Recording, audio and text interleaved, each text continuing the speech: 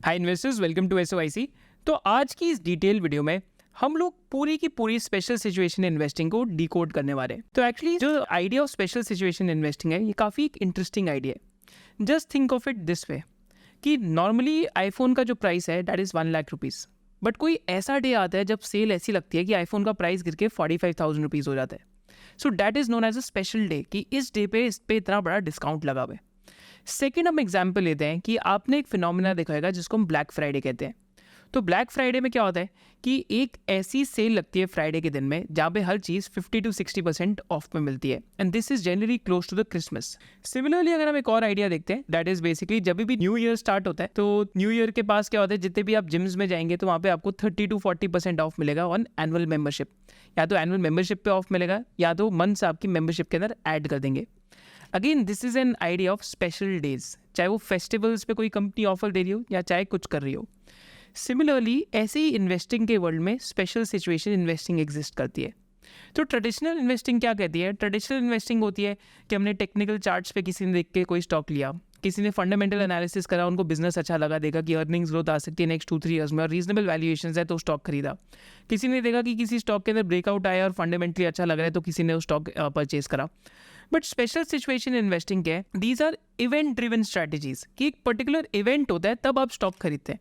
And ये events बहुत सारे तरीके के हो सकते हैं, and through out this video में ये डिफरेंट इवेंट्स होते हैं, उनके एग्जाम्पल्स देके उनसे सीखेंगे कि एज एन इन्वेस्टर हम कैसे इंप्रूव हो सकते हैं। तो पहले तो मैं स्टार्ट करता हूँ कि जो स्पेशल सिचुएशन इन्वेस्टिंग है इसके लिए there is a must read book recommendation. It's a book written by mister Joel Greenblatt. This book is basically that you can be a stock market genius is the name of this book. So this is the starting point of this video कि आपको अगर special situation investing में expert बनना है तो आपको ये वाली बुक जरूर पढ़नी चाहिए। एंड इस बुक में उन्होंने क्या बात करी है कि if you spend your energies looking for and analysing situations not closely followed by other informed investors, your chances of finding bargains greatly increase. तो एक चीज़ आपको याद क्या रखनी है कि स्पेशल सिचुएशन इन्वेस्टिंग में क्या होता है कि कभी कभी कंपनीज का डीमर्जर होता है, माने एक कंपनी दूसरी कंपनी से सेपरेट हो जाती है।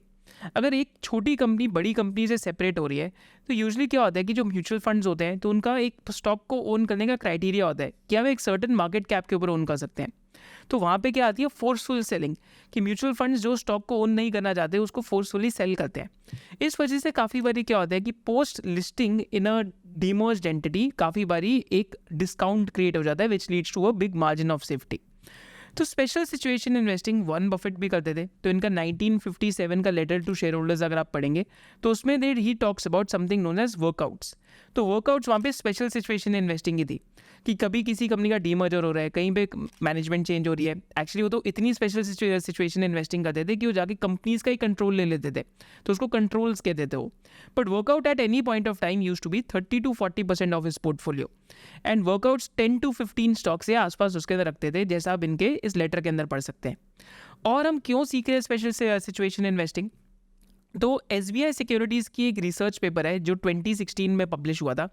तो link to that is there in the description box below. I think ये पेपर मैंने आपसे शायद से 3-4 साल पहले भी शेयर करा था। तो इस पेपर में इंडेक्स बनाया of Sensex comparison versus companies जिनका भी डीमर्ज होकर लिस्ट हुई है, राइट। तो एवरेज रिटर्न्स देखते हैं जितनी भी एंटिटी स्पिन ऑफ हुई है ओवर सेंसेक्स इन अक्रॉस डिफरेंट मार्केट साइकिल्स अगर आप देखेंगे तो 2002 से 2007 की जो बुल रन थी उसमें average excess returns in companies which were going through a demerger, और बेसिकली जो कंपनीज डीमर्ज होकर लिस्ट हो रही थी तो 23% एक्सेस रिटर्न था over Sensex. Similarly bear market में भी देखते हैं तो 14% एक्सेस रिटर्न था ओवर सेंसेक्स। फिर फ्लैट मार्केट में भी देखते हैं 2010 to 2014 की, उसमें भी 44% एक्सेस रिटर्न था ओवर सेंसेक्स। फिर राइजिंग मार्केट में 89% रिटर्न था ओवर सेंसेक्स। एंड 2002 से लेकर 2016 तक ऑन एन एवरेज देखेंगे तो देवर नियरली 153 डीमर्जर्स, एंड इन सारे स्टॉक्स का कंबाइंड जो एक्सेस रिटर्न था over Sensex that was 36%, right. So this is one of the must read papers, and इस पेपर का जो लिंक है that I have attached for you in the description box below. But just before going forward एक आप पे question आएगा कि कौन कौन से different types of special situations होती हैं। So practically 8 to 9 he special situations create होती हैं और इवेंट्स क्रिएट होते हैं। तो कौन कौन से इवेंट क्रिएट होते हैं? तो पहला तो हम इवेंट की बात करते हैं जिसको हम कहते हैं bye the name of demerger. तो डीमर्जर में क्या होता है कि सपोज करते हैं कि 3 सेपरेट बिजनेस सेगमेंट्स है एक कंपनी के अंदर, एंड इन्वेस्टर्स जनरली एक बिजनेस सेगमेंट को बहुत अच्छे से लाइक करते हैं, बाकी 2 बिजनेस सेगमेंट पे इतना अच्छा मार्जिन नहीं है और इतने अच्छे रिटर्न्स नहीं है। तो यूजुअली मैनेजमेंट्स वैल्यू क्रिएट करने के लिए क्या करेंगी कि तीनों बिजनेस को या तो सेपरेटली लिस्ट कर देंगी या जो सबसे खराब बिजनेस होएगा उसको उसमें से डीमर्ज कर देंगी, right. So this is an example of a demerger. तो ऐसी जब हम स्पेशल सिचुएशन इन्वेस्टिंग की बात करते हैं तो स्पेशल सिचुएशन इन्वेस्टिंग में जो स्प्लिट की रेशियो होती है वो डिफरेंट होती है। एक तो इक्वल स्प्लिट होता है कंपनीज के अंदर, और एक कंपनीज के अंदर होता है कि छोटे यूनिट को कंपनी में से डीमर्ज कर दिया। तो यहाँ पे मैं आपको एग्जांपल्स देता हूँ। जैसे सारेगामा का एग्जांपल लेते हैं तो सारेगामा में एक उनका म्यूजिक पब्लिशिंग का बिजनेस था, जहाँ पे वो एक वन मैगजीन करके प्रिंट करते हैं जो, एंड वहाँ पे basically there is an entity by the name of Digi Drive. तो वो लॉस मेकिंग एंटिटी थी, तो सारेगामा में से जो लॉस मेकिंग एंटिटी थी उसको डीमर्ज कर दिया गया, just for example. Similarly Suven pharma का डीमर्जर हुआ सुवेन लाइफ में से। तो हमारी फर्स्ट एवर वीडियोस चैनल पे सुवेन फार्मा की थी, तो डीमर्जर के बाद ही थी। तो 1:1 डीमर्जर था, माने अगर आपके पास सुवेन लाइफ का 1 शेयर है तो आपको 1 शेयर सुवेन फार्मा का मिलता। फिर सिमिलरली आरती फार्मा लैब्स जो 2.5 से 3 हज़ार करोड़ की मार्केट कैप पे लिस्ट हुई थी, वो आरती इंडस्ट्रीज जो 15 to 20,000 करोड़ की मार्केट कैप वाली कंपनी थी उसमें से डीमर्ज हुई। फॉर एवरी 4 शेयर्स जब आप आरती इंडस्ट्रीज के होल्ड करते तो आपको आरती फार्मा लैब्स का 1 शेयर मिलता। तो इस वीडियो में हम लोग क्या करेंगे कि हम लोग ये भी जानेंगे कि हमें क्या पोस्ट डीमर्जर लेना चाहिए या प्री डीमर्जर लेना चाहिए। तो उसके लिए 4 Ws की हम एक अच्छे से एक फ्रेमवर्क बना के चलेंगे कि डीमर्जर्स में करना कैसा चाहिए। तो फर्स्ट हम जो इस वीडियो में कवर करेंगे दैट इज डीमर्जर्स, एंड डीमर्जर्स में इंडिया में जो लास्ट 10 ईयर्स के अंदर डीमर्जर्स हुए हैं हम सबका डेटा देखेंगे कि why we should study demergers. Second aspect जो इस वीडियो में मैं आपके लिए कवर करूंगा डिफरेंट स्पेशल सिचुएशन में स्पेशल डिविडेंड्स कवर करूंगा। Thirdly we'll cover rights issue. Fourthly will cover reverse merger. Fifth में हम चेंज इन मैनेजमेंट को कवर करेंगे। सिक्स्थ में चेंज इन कैपिटल एलोकेशन को कवर करेंगे। सेवंथ में कॉर्पोरेट रिस्ट्रक्चरिंग को कवर करेंगे, एंड लास्टली हम ओपन ऑफर्स को कवर करेंगे। तो मोटा मोटा 7-8 स्पेशल सिचुएशंस यही होती है। तो इसके साथ साथ अब हम लोग चलते हैं, that is the first part of this video, that is कि एक कंपनी डीमर्जर क्यों करती है और डीमर्जर में हमारा फ्रेम ऑफ रेफरेंस क्या होना चाहिए, और latest case studies, upcoming case studies, सारी चीज़ें हम लोग कवर करेंगे।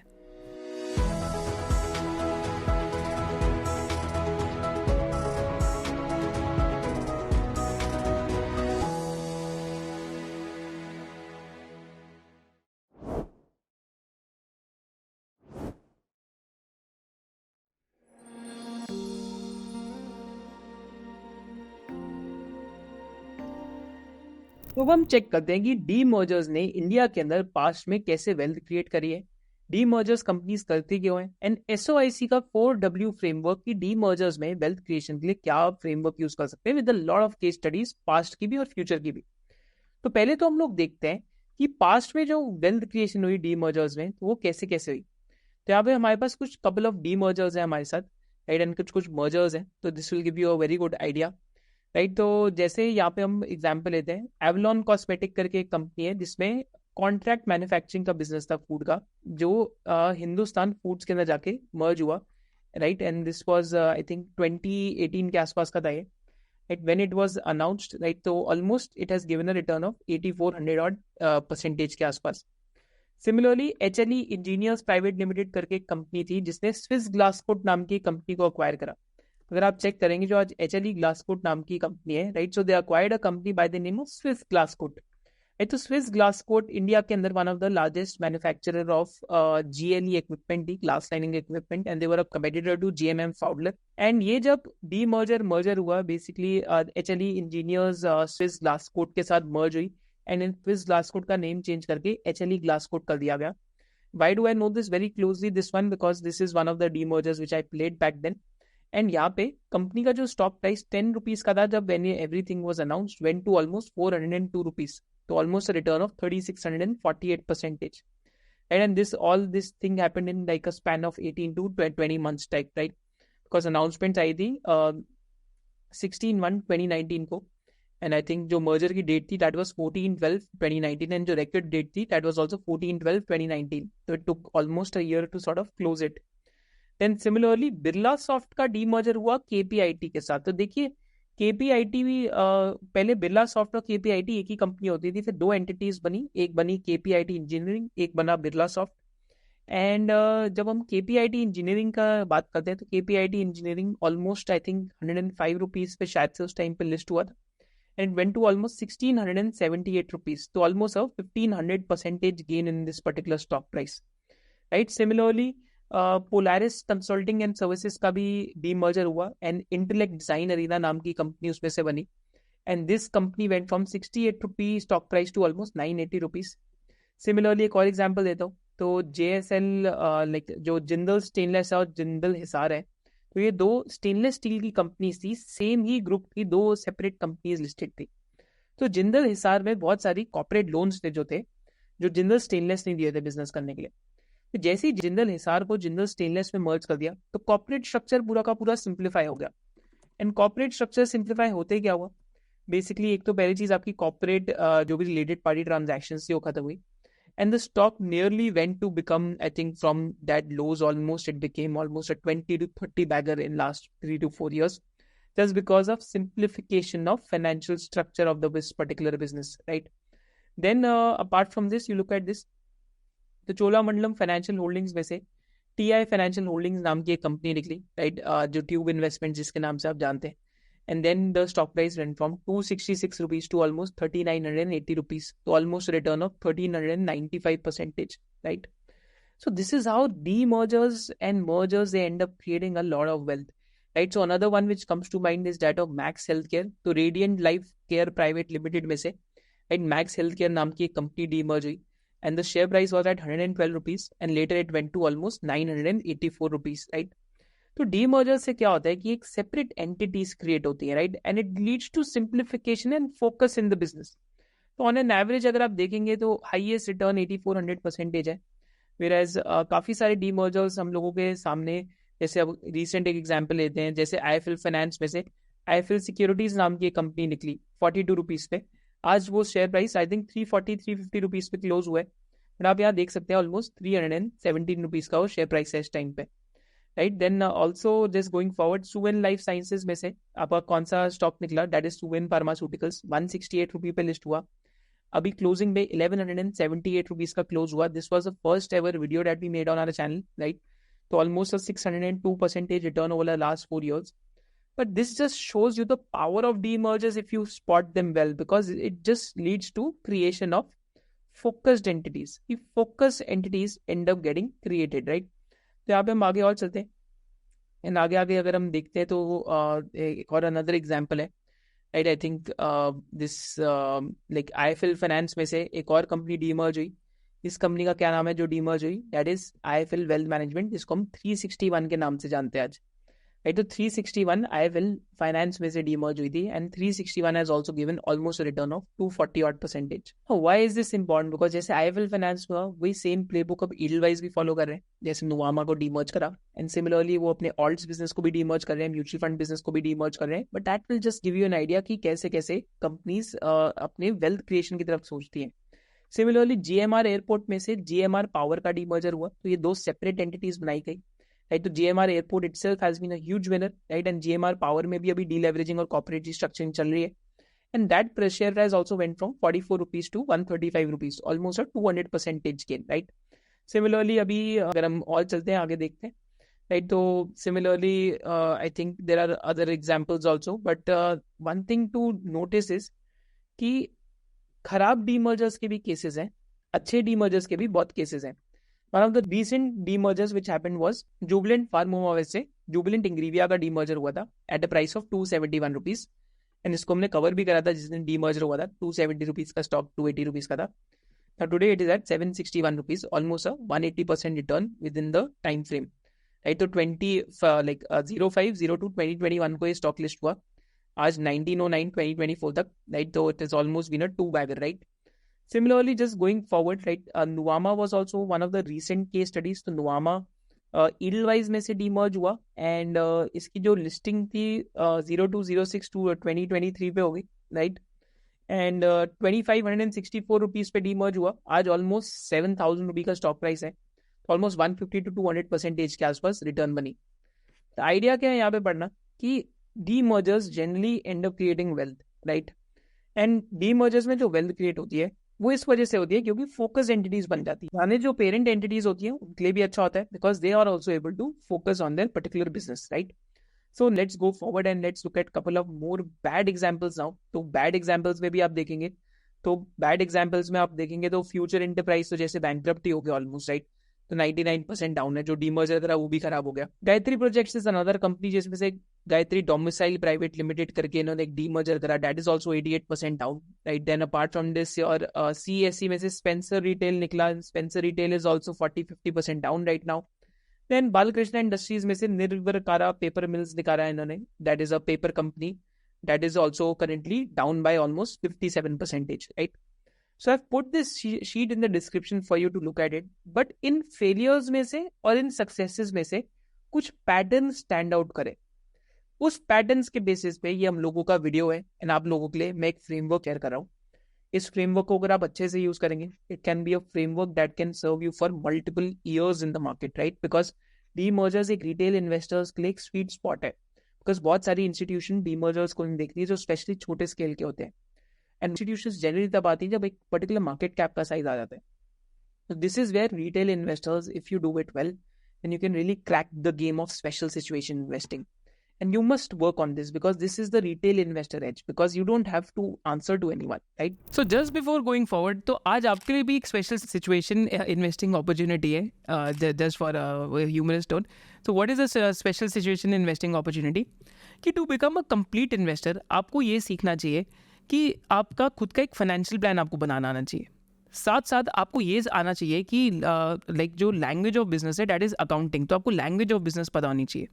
फिर थर्डली आपको क्या पता होना चाहिए कि एक स्टॉक की इंट्रिंसिक वैल्यू को हम कैसे फाइंड करें, पोर्टफोलियो एलोकेशन अप्रोच क्या है। साथ साथ हमें क्या पता रहना चाहिए कि एक स्टॉक को एंटर कब करें और एग्जिट कैसे करें और फ्रेमवर्क कैसे बनाएं एंट्रीज एंड एग्जिट्स का। एंड फाइनली हमें क्या पता रहना चाहिए कि डिफरेंट सेक्टर्स की लैंग्वेजेस क्या है। But not only this, we also need to have an interactive and engaging class. तो एट SOIC मेंबरशिप हम लोग क्या करते हैं कि हम स्टूडेंट्स के साथ बहुत एंगेजमेंट भी रखते हैं। Every alternate Sundays we do one live session. जैसे आज जब आप ये वीडियो देख रहे होंगे तो आज हमारा इंटरनेशनल स्टॉक्स पे एक लाइव सेशन चल रहा है with a practitioner of international stocks. तो हमें एक फ्रेमवर्क मिलता है हर संडे को कि हम किसी चीज़ को कैसे व्यू करें, चाहे वो वैल्यू चेन हो, चाहे वो एग्रोकेमिकल सेक्टर हो, FMCG सेक्टर हो, इंटरनेशनल स्टॉक्स हो, चाहे वो कोई डिफरेंट इन्वेस्टर ही क्यों ना हो। So this is the idea of SOIC membership, क्योंकि जब आप एंगेजमेंट से सीखेंगे तो आपको बहुत अच्छे से लर्निंग मिलेगी। So because this is a video on special situation investing, तो आज हमारे पास आपके लिए क्या स्पेशल है कि as a part of us crossing 400K plus subscribers there is a special discount on the SOIC membership and you can use the coupon code 400K। The link to subscribe to the SOIC membership is there in the description below. तो जब हम डीमर्जर्स की इस बात करते हैं तो पहली चीज कंपनीज डीमर्ज क्यों करती हैं, तो यहाँ पे मिस्टर भरत शाह का कोट है उनकी एक बुक में ऑफ लॉन्ग टर्म वैल्यू में कि when the good, the bad and the ugly trade together, valuations given that are of the ugly. जब एक बिजनेस में गुड बिजनेस, बैड बिजनेस और अगली बिजनेस साथ रहेगा तो अगली बिजनेस की वैल्यूएशन पूरे के पूरे बिजनेस को मिलेगी और इसको हम कंग्लोमेरेट डिस्काउंट भी कहते हैं, जो ITC में फॉर न्यूमरस ईयर्स रहा है, राइट? कि कंग्लोमेरेट डिस्काउंट है। This is what the essence of conglomerate discount is. Similarly Charlie Munger क्या कहते हैं, if you mix raisins with turds you will still have turds. अब उस रेजिन के बोल को खाओगे नहीं, right? That is again interesting aspect कि कंग्लोमेरेट डिस्काउंट मार्केट्स के अंदर आ जाता है। So what is a demerger and why do companies demerge? A demerger is when a company spins off different business units in separate entities. They list independently from the parent company. तो demerger एक तरीके का आप सोच सकते हैं एक particular business segment का एक तरीके का IPO है, माने एक बिजनेस सेगमेंट को डीमर्ज करके वापस एक्सचेंजेस पे लिस्ट करा दिया जाता है, राइट? तो व्हाई डू डीमर्जर्स हैपन? तो जैसे एग्जांपल लेते हैं, जैसे SOIC है, अब SOIC में स्टॉक स्कैन्स है और SOIC का एजुकेशन वर्टिकल है। तो अगर हम SOIC एजुकेशन और स्टॉक स्कैन्स अगर एक कंपनी का पार्ट है तो अगर हम स्टॉक स्कैन्स को सेपरेटली डीमर्ज करके लिस्ट करा दें तो that is an example of a demerger, right? क्योंकि जो भी स्टॉक स्कैन्स वाली टीम है वो सेपरेट है वर्सेस SOIC एजुकेशन टीम, तो that is also an example of a demerger, right? So hopefully you understand this in a better way now. So why do demergers happen? First thing, क्यों demergers कर दिया company? To simplify corporate structure, right? तो जैसे example लेते हैं, अभी दीपक fertiliser में आप देखेंगे तो डीमर्ज होके सेपरेट डिफरेंट बिजनेस सेगमेंट्स की सेपरेट एंटिटीज बनाई गई है। वो डीमर्जर अभी लिस्ट नहीं हुआ बट कॉर्पोरेट स्ट्रक्चर डिफरेंट कर दिया गया। ऐसा क्यों किया? क्योंकि दीपक फर्टिलाइजर में एक फर्टिलाइजर का बिजनेस है और एक माइनिंग सॉल्यूशंस का बिजनेस है, राइट? तो किसी सपोज करते हैं जैसे हाइफा ग्रुप है जिन्होंने उनके फर्टिलाइजर बिजनेस में इन्वेस्ट करा, तो again for them to invest और डू सम जॉइंट वेंचर, तो उनको एक्सप्लोसिव बिजनेस भी उसके अंदर दिखता। तो अब क्योंकि एक्सप्लोसिव बिजनेस एक सेपरेट कंपनी में हाउस्ड है एंड फर्टिलाइजर बिजनेस एक सेपरेट कंपनी में हाउस्ड है, तो this is the reason that management give कि हम लोगों ने इस वजह से सेपरेट एंटिटीज बनाई, ताकि जिसको फर्टिलाइजर बिजनेस में इन्वेस्ट करे वो उसमें करे, जिसको एक्सप्लोसिव बिजनेस में हमारे साथ जॉइंट वेंचर करना है वो हमारे साथ वहां पे करे। So again, separate corporate structures to simplify the business, right? Because again, it becomes easier for people to also understand. तो corporate structure simplify करने के लिए demergers होते हैं। Second होते हैं to create independent entities which are focused on their businesses. जैसे example लेते हैं आरती इंडस्ट्रीज और आरती फार्मा लैब्स। तो आरती इंडस्ट्रीज में छोटा सा फार्मा का बिजनेस था आज से 10 साल पहले। वो छोटा सा फार्मा का बिजनेस बड़ा होते गया, बड़ा होते होते इतना बड़ा हो गया कि आरती इंडस्ट्रीज की 25 to 30% सेल्स उस बिजनेस से आने लगी। पर अब वो बिजनेस क्या मांगते हैं? Separate R&D lab, separate manufacturing plant, separate board and separate people who are giving a lot of focus and dedication to that company, right? So this is why an independent entity got created, right? So this is again one of the reasons. Another reason is also क्या होता है, to reduce valuation discount के लिए भी demergers होते हैं। जैसे tips industries में से 2 कंपनीज निकली है, टिप्स म्यूजिक निकला जो लाइसेंसिंग है, और टिप्स का फिल्म्स बिजनेस निकला।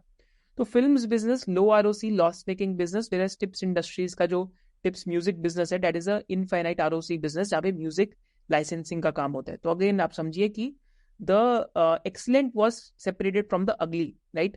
तो वैल्यूएशन अब किसकी मिलेंगी? एक्सीलेंट की। तो टिप्स जो म्यूजिक वाला बिजनेस है उसका 60-70 का पी रेशियो हो गया आज इस वजह से। Tips films is still struggling for valuation, right? तो कॉन्ग्लोमरेट डिस्काउंट को भी रिड्यूस करने के लिए डीमर्जर होता है। तो अगेन अगर आज सारे गामा भी वही कर दे जो टिप्स ने करा, तो सारे गामा की भी वैल्यूएशन बहुत फटाफट रीरेट हो जाएगी। बट सारे गामा में क्योंकि बहुत सारे बिजनेस यूनिट्स हैं, एक इवेंट का बिजनेस है, फिर एक कारवा का बिजनेस है, फिर एक फिल्म्स का बिजनेस है, राइट? और फिर जितने भी आपके शोज होते हैं उनका भी बिजनेस है, राइट? तो अगेन एंड फिर फाइनली एक म्यूजिक लाइसेंसिंग का बिजनेस है। तो 4 से 5 बिजनेस सेगमेंट एक इंडस्ट्री एक बिजनेस के अंदर हो गए। तो जनरली आपको एक कॉन्ग्लोमरेट डिस्काउंट मिलेगा, तो हमें टिप्स और सारे गामा की वैल्यूएशन में वो चीज दिखती है, right? Then to focus on one vertical entities, markets get higher value, give higher valuation.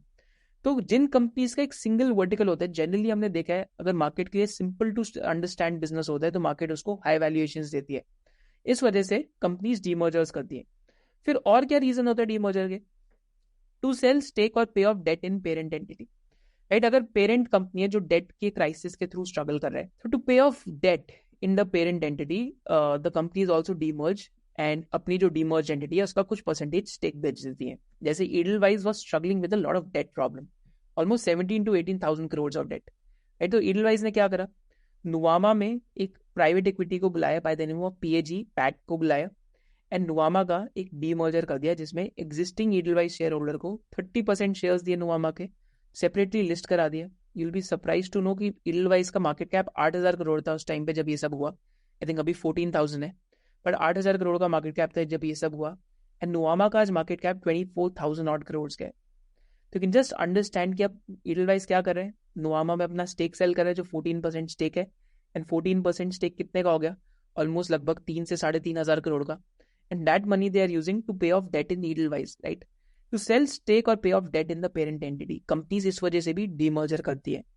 Lastly to separate the good business from the bad one, जैसे हमने टिप्स का एग्जांपल लिया कि टिप्स इंडस्ट्रीज में से टिप्स म्यूजिक और tips films का business demerge हो गया, राइट? तो जो टिप्स फिल्म का बिजनेस सेपरेटली लिस्ट हुआ, दैट वाज एन अगली business which got demerge from tips industries, right?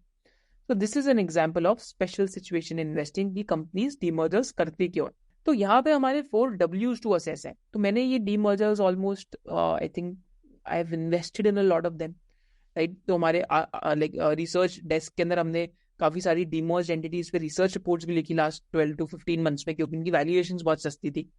But 4 W's क्या है to assess a demerger? That is the simple framework. मैं आपके साथ फ्रेमवर्क शेयर करता हूँ इन वीडियोस में। कभी भी मेरा आज तक इन वीडियोस में आपको बाय सेल रिकमेंडेशन देने का कभी भी मोटिव ही नहीं रहा, क्योंकि SOIC का जेनेसिस ही क्या है? Education, right? कि आपको मैं एजुकेट करूं। तो 4 W's to assess a demerger is purely will give you an idea कि एक डीमर्जर को असेस कैसे करना चाहिए। सिर्फ 4 W's है। पहला W क्या है? What is the reason for demerging? मेरे को ये जानना है कि कंपनी डीमर्ज क्यों कर रही है। What is the reason for demerging? तो इसके आंसर भी काफी बारी कॉन्फ्रेंस कॉल्स एंड कंपनीज की प्रेजेंटेशंस में मिलता है। बट फर्स्ट रीजन क्या है, what is the reason for demerging. Second W क्या है कंपनी का, what is the business economics of the demerged entity. At the end of the day अगर डीमर्जर होता है तो भी आप एक कंपनी में इन्वेस्ट कर रहे हो जिसका आरओसी, आरओई और मार्जिन क्या है वो जानना बहुत जरूरी है। तो यूनिट इकोनॉमिक्स या बिजनेस इकोनॉमिक्स क्या है डीमर्ज्ड एंटिटी की। थर्ड थिंग क्या है, what is the valuation of the demerged entity, कि उस कंपनी की वैल्यूएशन क्या है जो डीमर्ज हुआ है। एंड लास्ट थिंग क्या है, what is the public float of the entity, कि टोटल में प्रमोटर के अलावा कितना स्टेक आउटस्टैंडिंग है और कंपनी का साइज क्या है। देखिए जितनी छोटी कंपनी होती है तो वहां पे क्या होता है, एग्जांपल देता हूँ, जैसे जुबिलेंट फार्मा हुआ, जुबिलेंट इंग्रीविया का डीमर्जर हुआ, राइट। तो जुबिलेंट इंग्रीविया डीमर्जर के बाद बहुत तेजी से टूटने लग गया, राइट। टूटा आई थिंक 20-25% टूटा, उसके बाद प्रमोटर्स ने स्टेक लेने लग गए। पर वो टूटता क्यों है इनिशियली, बिकॉज जो भी FIIs होते हैं या DIs होते हैं जो जुबिलेंट फार्मोवा में इन्वेस्टेड होंगे, उनके लिए ना एक आपका थ्रेशोल्ड होता है कि इस मार्केट कैप के नीचे कंपनी में इन्वेस्ट नहीं करना। तो अगर उनके पास डीमर्ज शेयर्स आ जाते हैं तो क्या होती है, फोर्सफुल सेलिंग। तो इस वजह से public float of the entity भी देखना जरूरी हो जाता है। एंड ऑल्सो पब्लिक फ्लोट क्यों देखनी पड़ती है, क्योंकि कभी कभी आप शेयर डीमर्जर से पहले ले लेंगे, कभी कभी आप किसी कंपनी का स्टॉक डीमर्जर के बाद में लेंगे।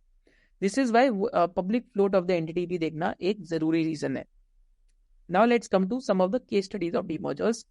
एंड केस स्टडीज से पहले मैं आपके साथ क्या करूंगा, मैं आपको डीमर्जर का एक टाइमलाइन सिखाऊंगा, समझाऊंगा कि क्या होता है, टाइमलाइन कितना लगता है। क्योंकि देखिए मैं मेरे एक फ्रेंड का यूट्यूब चैनल है, वो भी बेचारा इन्वेस्टिंग करते हैं, तो मैंने उसको देखा, उन्होंने डीमर्जर पे वीडियो बनाई थी। उसके बाद उन्होंने आई थिंक वो वीडियोस बहुत कम बनाते हैं, बट क्योंकि डीमर्जर के बाद generally takes 12 to 18 months to for a company to list, तो लोग उनके कमेंट्स में उनको उल्टा सीधा लिख रहे हैं, राइट। बट आइडिया क्या है कि यार 12 से 18 महीने का तो नेचुरल प्रोसेस है, बिकॉज कंपनी डीलिस्ट हुई, उसके बाद रीलिस्टिंग में took them 12 to 14 months, right.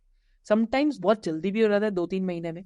Generally you have to keep in mind कि 1 to 1.5 year का टाइम फ्रेम लग सकता है, राइट। तो इस वजह से मैं आपको ये चीज समझा रहा हूँ। डीमर्जर केस स्टडीज हम लोग ग्लेनमार्क की कर सकते हैं, ग्लेनमार्क फार्मा और ग्लेनमार्क लाइफ साइंसेज की, नुवामा की करेंगे, आरती फार्मा लैब्स की करेंगे, सिंटेक्स की करेंगे खराब केस स्टडीज में, पिरामल फार्मा की करेंगे खराब केस स्टडीज में, जुबिलेंट इंडस्ट्रीज की करेंगे, साथ साथ सुवेन फार्मा की भी करेंगे। And also I give you framework कि what not to do in a demerger. जब आप एक डीमर्ज कंपनी की तरफ देख रहे हैं तो आपको कब नहीं इन्वेस्ट करना चाहिए, that is also very important. But before I go forward, देखिए डीमर्जर में ना कुछ स्टेप्स इन्वॉल्व होते हैं। क्या स्टेप्स इन्वॉल्व होते हैं, तो पहली तो चीज होती है कि बोर्ड मीटिंग होती है कंपनीज की, और फिर resolution for application of demerger के लिए फाइल करा जाता है। तो बोर्ड डिसाइड करते हैं कि हमें डीमर्जर की एप्लीकेशन के लिए फाइल करना है। फिर क्या होता है कि स्कीम ऑफ अरेंजमेंट की प्रेपरेशन होती है। This contains a list of all assets and liabilities to be transferred, swap ratio, stake holders, effective date etcetera. फिर अप्रूवल आता है on scheme of arrangement from all stake holders, right. तो जो भी directors हैं, debtors हैं, creditors हैं, lenders हैं, तो ये सब एक ड्राफ्ट स्कीम ऑफ अरेंजमेंट बनाते हैं।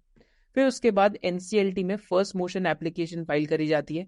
After approval a scheme of arrangement, the company will file an application with tribunal for demerger process, wherein NCLT will look into the whole process and documents of demerger. If any discrepancy or queries are found, then NCLT will ask the company to share the details. तो पहले NCLT में first application file होती है, फिर meeting of all stake holders होती है और NOC लेते हैं सारे लाइक स्टेक होल्डर्स से। फिर NCLT डायरेक्शन देती है कंपनी को कि एक शेयर होल्डर्स की मीटिंग कन्वीन कीजिए, वेयर 75% ऑफ वोटिंग होनी चाहिए फेवर के अंदर डीमर्जर के। फिर अप्रूवल फ्रॉम एक्सचेंजेस आता है, BSE और NSE से अप्रूवल आता है। फिर सेकेंड मोशन फाइल होता है NCLT के अंदर, तो all approvals obtain in step 5 need to be submitted with NCLT, then if satisfied NCLT आपको स्कीम ऑफ अरेंजमेंट को अप्रूव कर देगी। फिर जैसे ही सेकंड मोशन NCLT के अंदर फाइल होकर अप्रूव हो जाता है, फिर आपका जैसे ही NCLT का अप्रूवल आएगा, फिर एक रिकॉर्ड डेट अनाउंस होती है। रिकॉर्ड डेट क्या होती है, जैसे अगर 15 मार्च 2024 की रिकॉर्ड डेट अनाउंस होगी, राइट। तो उसका क्या मतलब है रिकॉर्ड डेट का, जो भी शेयर होल्डर उस कंपनी का 15 मार्च 2024 के बाद होगा, उसको डीमर्ज शेयर्स नहीं मिलेंगे, ऑलरेडी डीमर्जर हो चुका है, राइट। इस वजह से एक जो रिकॉर्ड डेट है वो अनाउंस होती है। तो जितनी भी रिकॉर्ड डेट्स है यूजली T+1 वर्किंग डे से पहले शेयर्स आपके अकाउंट में होने चाहिए, राइट। तो अगेन अगर मैंने 15 में डीमर्जर प्ले करना है किसी कंपनी में, तो I have to make sure कि 12 या 13 को शेयर्स मेरे अकाउंट में होने चाहिए। फाइनली फिर स्टेप 9 क्या होता है, लिस्टिंग ऑफ शेयर्स होता है। This entire procedure can take anywhere between 6 months to 18 months, I'll give you some of the examples from the past. जैसे रेमंड लाइफस्टाइल का बोर्ड अप्रूवल आया 27 अप्रैल 2023 को, NCLT अप्रूवल आया 21 जून 2024 को, रिकॉर्ड डेट आई 30 जून 2024 को, and listing होगी 5 सितंबर में. That is July, August, September. Basically this entire procedure took 5 to 6 months, a very short period of time. But whereas अगर हम एग्जाम्पल लेते हैं पिरामल फार्मास्यूटिकल्स का, तो बोर्ड अप्रूवल 7 अक्टूबर को था एंड लिस्टिंग डेट 21 अक्टूबर 2022 को है, तो ऑलमोस्ट 1 year का टाइम फ्रेम. अगर हम सुवेन फार्मा का एग्जाम्पल लेते हैं तो 5 फरवरी 2019 को बोर्ड अप्रूवल था एंड लिस्टिंग डेट थी 13 मार्च 2020 को, ऑलमोस्ट 13 months, राइट. सिमिलरली अगर हम नुवामा वेल्थ का एग्जाम्पल लेते हैं तो 13 मई 2022 को बोर्ड अप्रूवल आया एंड फाइनली लिस्टिंग डेट आई 26 सितंबर 2023 की, तो almost a period of 15 to 17 months के आसपास, right. So this is how demergers take time, right. And demergers में एक स्वैप रेशियो भी होती है. तो अगर आपको अपना प्राइस निकालना है कि आपका बाइंग प्राइस क्या था, वो कंपनीज हमेशा एक ना, जब भी अगर आप कोई डीमर्ज शेयर लेंगे तो फॉर टैक्सेशन पर्पज एक कंपनी BSE कॉर्पोरेट अनाउंसमेंट भी रिलीज करती है कि टैक्सेशन के पर्पज के लिए आप ये कंसिडर कर सकते हैं. जैसे आरती इंडस्ट्रीज के केस में अनाउंसमेंट जब आई थी, I remember because Aarti pharma labs हम तब से ट्रैक कर रहे हैं, तो वहां पे आया था कि जो भी आरती इंडस्ट्रीज का शेयर प्राइस है उसमें से 25% share price Aarti pharma Labs का आप यूज कर सकते हैं to calculate for your taxation purpose. अगर आप आरती फार्मा लैब्स को लिस्टिंग पे बेचते हैं, लिस्टिंग आरती फार्मा लैब्स की 377 रुपीज पे हुई थी. एक तो स्वैप रेशियो क्या था वहां पे, for every 4 shares that you held of Aarti industries आपको 1 शेयर आरती फार्मा लैब्स का मिलता. सिमिलरली पीरामल फार्मा में भी क्या स्वैप रेशियो था कि for 4 equity shares of Piramal pharma for every 1 equity share of Piramal enterprises. I think Piramal enterprises का शेयर शायद से उस टाइम पे 1100 का था एंड आपको 4 शेयर्स पीरामल फार्मा के मिलते for every 1 share of Piramal Enterprises that you held. Then एकदम इक्वल स्प्लिट होता है, जैसे सुवेन फार्मा में हुआ था कि सुवेन लाइफ साइंसेज जो उनकी R&D एंटिटी है उसका भी 1 शेयर मिलता और सुवेन फार्मा का भी 1 शेयर मिलता. तो ये स्वैप रेशियो आपको पता होनी चाहिए जब भी आप एक डीमर्जर के अंदर जाते हैं, जब भी आप कंपनीज में एंटर करते हैं, जस्ट टू अंडरस्टैंड कि क्या उनका मार्केट कैप क्या होएगा और क्या इम्प्लाइड एक्सपेक्टेशंस भी है. It will just give you an idea, right, कि कंपनी का इम्प्लाइड मार्केट कैप क्या होगा और इम्प्लाइड वैल्यूएशंस क्या है, राइट. तो I will do some of these case studies with you from end to end and I will also discuss कि कब लेना चाहिए, प्री डीमर्जर या पोस्ट डीमर्जर. तो पहले तो हम डिस्कस करते हैं नुवामा की case study, right. And just a standard disclaimer, nothing is a buy और sell recommendation, purely for education purpose. Nuvama is a case study जो हमने इस चैनल पे आई थिंक काफी बारी डिस्कस करा लास्ट 1 year में, एंड ऑल्सो इन पे हमने बहुत एक डिटेल्ड रिसर्च रिपोर्ट भी लिखी अपने RDS में. But it I think this was almost 10 months back now. But just to give you an example, Edelweiss as a company was struggling with debt. Wholesale NBFC struggle कर रहा था, but Edelweiss में एक wealth management का business था जो asset light और high ROE business था. तो Edelweiss ने क्या करा, Edelweiss ने डीमर्जर अनाउंस कर दिया, राइट. एंड नुवामा को क्या मिला, नुवामा को प्राइमरी इन्फ्यूजन ऑफ कैपिटल मिला इस बिजनेस में एंड नुवामा एक इंडिपेंडेंट एंटिटी बन गई which was focused on wealth management. Share holders of Edelweiss को क्या मिला, 30% ऑफ पूरा share holding of Nuvama was given to Edelweiss share holders to direct participation in Nuvama's growth journey. और फॉर Edelweiss क्या हुआ कि एक तो वैल्यू अनलॉक हो गई और पैसा मिल गया डेट को पे ऑफ करने के लिए, राइट. तो अगेन जब नुवामा डीमर्ज हो रहा था तो ऑलमोस्ट 368 करोड़ का ऑपरेटिंग पैट था कंपनी का, right. Profit after tax almost 368 crore का था, राइट. एंड उस टाइम पे क्या थी की इनसाइट क्या थी बिजनेस में, देखिए पहला तो हम 4Ws में आके देखेंगे की इनसाइट क्या थी कि नुवामा का कॉस्ट टू इनकम हाईएस्ट था वर्सेस द पीयर्स, क्योंकि नुवामा ने खर्चा बहुत करा था which has started falling now, right. तो 4Ws to assess this demerger. What was the reason for demerger? Edelweiss wanted to deleverage and create a separate focus entity for its asset-light business of wealth management. तो पहला कि demerger इसलिए करना था, एक तो उनको डेट भी पे ऑफ करना था एंड सेकेंडली वेल्थ मैनेजमेंट के लिए सेपरेट एंटिटी क्रिएट करनी थी, क्योंकि वेल्थ मैनेजमेंट में पैग एक MNC ने इन्वेस्ट करा था. What was the valuation at the time of demerger? तो जब नुवामा लिस्ट हुआ तो नुवामा लगभग 8,000 करोड़ के मार्केट कैप पे लिस्ट हुआ और 360 करोड़ का ऑपरेटिंग पैट था, विच मीन्स कि नुवामा 22 to 23 टाइम्स के ऑपरेटिंग पैट पे लिस्ट हुआ. पीयर्स का मल्टीपल 35 to 40 टाइम्स पे था. 361 का आज भी आप आई थिंक मल्टीपल देख सकते हैं. थोड़े टाइम पहले नुवामा से एक प्रीमियम में था, बट 361 ने अभी एक एक्विजिशन करी है जिससे मार्केट ने 361 को डीरेट करा थोड़ा सा. एंड हाई ROE बिजनेस था नुवामा का, अभी 25 to 30% ROE कब साइकिल में कर सकता था, right. So what was the business economics of the demerged entity? Wealth management, asset light, high ROE business. And what was the public float? एक MNC ने इन्वेस्ट करा था, which also gives us comfort कि due diligence MNC ने अच्छे से करी होगी, along with 30% shareholding given to Edelweiss shareholders, 14% stake retained by Edelweiss. All in all, risk reward was positive when the demerger happened in 2023 September, right? So again, 4 W's to assess. एक तो reason for demerger पता लग गया कि भैया Edelweiss जबरदस्ती demerger कर रहा है, फिर वैल्यूएशन सस्ती थी डीमर्जर के टाइम पे, फिर बिजनेस इकोनॉमिक्स काफी अच्छी थी, और पब्लिक फ्लोट भी एकदम टेकन केयर ऑफ थी कि already institution is the major driver of that particular business, right? So this is a simple 4 W's framework that you can use, right? पर Edelweiss को प्री डीमर्जर क्यों नहीं लिया फिर भी मैंने उस केस में? I'll just share this case study. क्योंकि Edelweiss में मेरे को नहीं पता था कि इसके अंदर जो इतने सारे धंधे हैं उसमें से होलसेल NBFC का क्या नुकसान हो सकता है.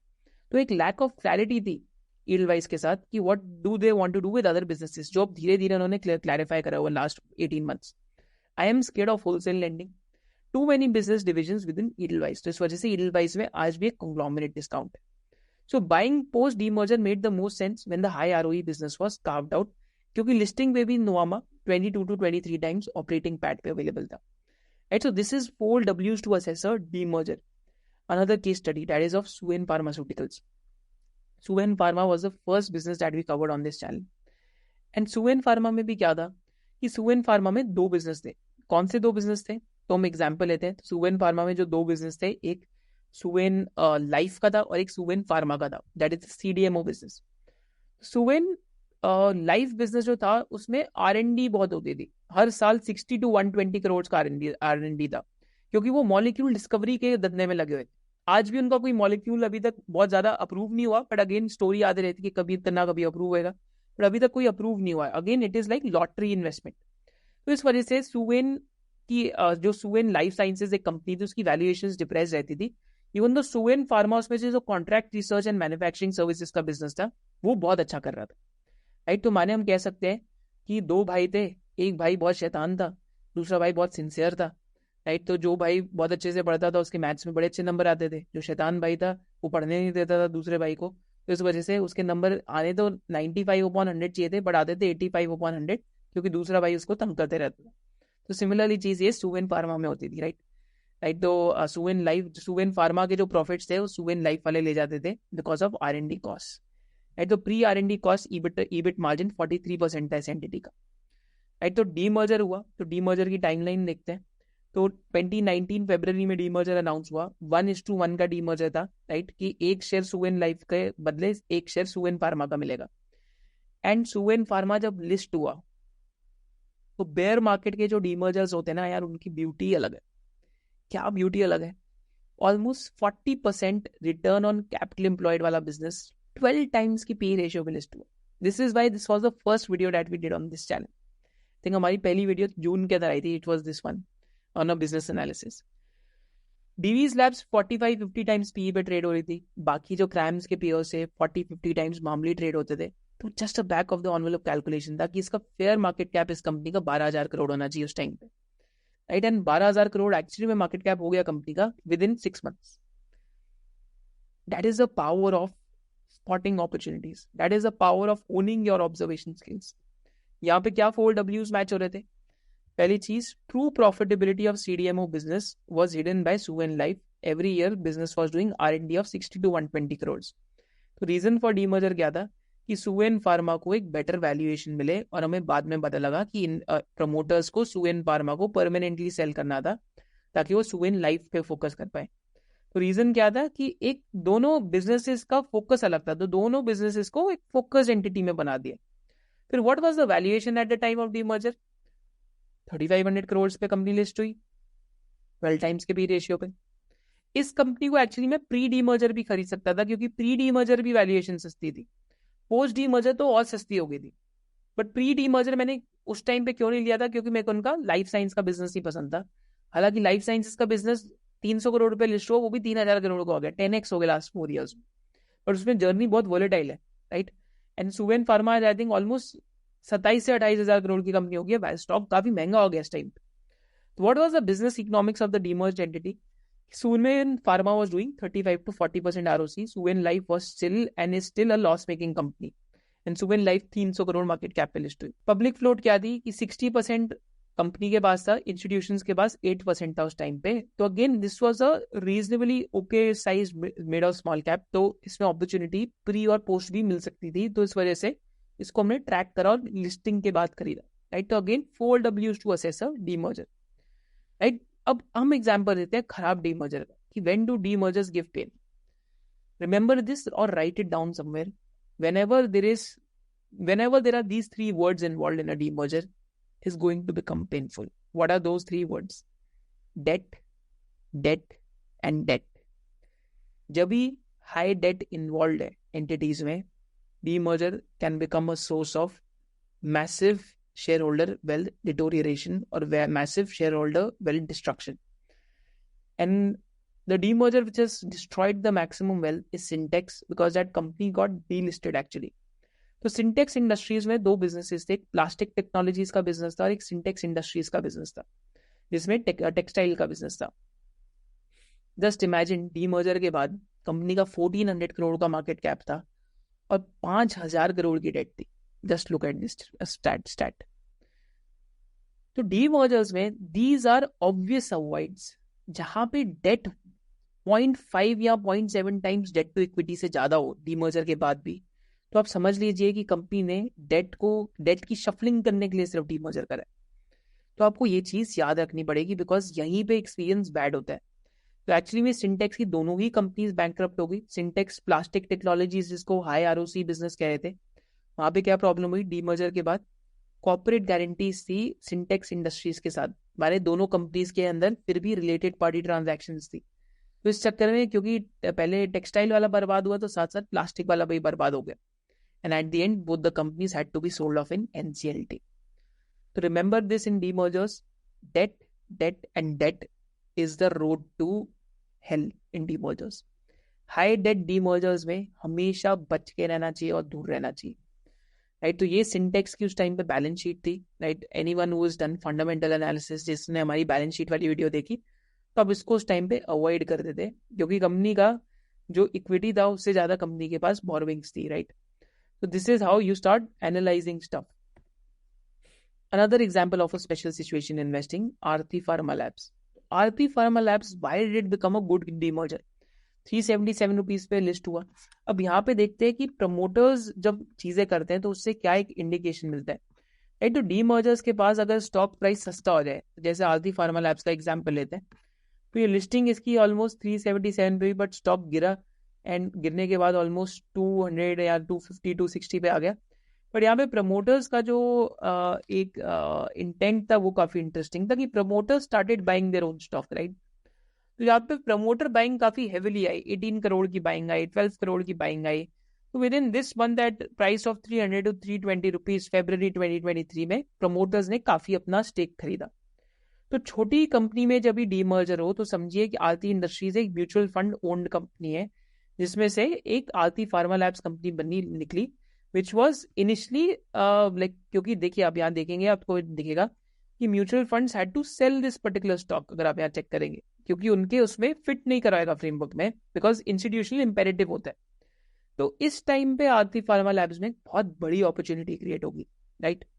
So that is where promoters also started buying, and that was a very big signal. So one more learning that you can take away, whenever promoters start buying stake in a demerged entity, that is also big signal. Same example आपको दिखा जुबिलेंट इंग्रीविया के अंदर, right. I think Jubilant Ingrevia में भी ऐसा ही कुछ हुआ था। जुबिलेंट इंग्रीविया में जस्ट पोस्ट लिस्टिंग जब स्टॉक प्राइस गिर रहा था, तो like the KMP started buying stock like at 294 rupees के आसपास। तो काफी KMPs ने स्टॉक खरीदा, राइट। तो again insider buying in a demerged entity should give you a very good idea, right. बाकी क्या आरती फार्मा लैब्स के केस में उनके फेवर में था कि हिस्ट्री बहुत अच्छी थी आरती ग्रुप की। आरती सर्फेक्टेंट्स में भी वेल्थ क्रिएट हुई, आरती इंडस्ट्रीज में भी वेल्थ क्रिएट हुई, right. And Aarti of pharma labs में भी वेल्थ क्रिएट हुई, आरती ड्रग्स में भी 10-20 ईयर्स में वेल्थ क्रिएट हुई, राइट। तो history of Aarti group was in favour, right.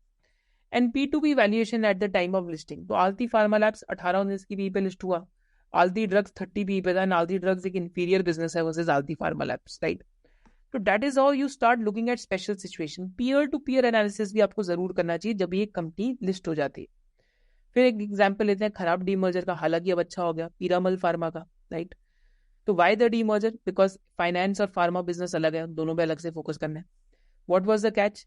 कि हाई डेट जो था, थोड़ा सा डेट जो था, जो कंपनी पे हाई था, उन्होंने फार्मा एंटिटी में शिफ्ट कर दिया। तो बाद में राइट्स इशू करना पड़ा, जिसके चक्कर में डेट घटी, बट इनिशियली 6 months के लिए, again this was a personal learning also, this is why you start becoming a better investor as you have these learnings. हालांकि Piramal pharma has done very well since then, but for first 4-5 months of the demerger the stock was suffering because high debt था। एक तो थोड़ा सा date Piramal enterprises का जो एक consolidated पे डेट था, वो पीरामल फार्मा में शिफ्ट कर दिया गया था।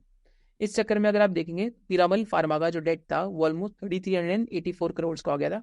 एंड ऑल्सो फार्मा की साइकिल खराब हो गई थी, जो भी एकदम सही था। तो 1 times debt to equity almost company का था 0.8 times के आसपास, राइट। That was also there with Piramal pharma. Valuation क्या था? नेगेटिव पैट था। What was the business economics? Asset heavy business था, लो आरओसी के साथ, बट हाई मार्जिन हिडन थे, क्योंकि लाइक फेज 3 में बहुत सारे मॉलिक्यूल्स थे, राइट।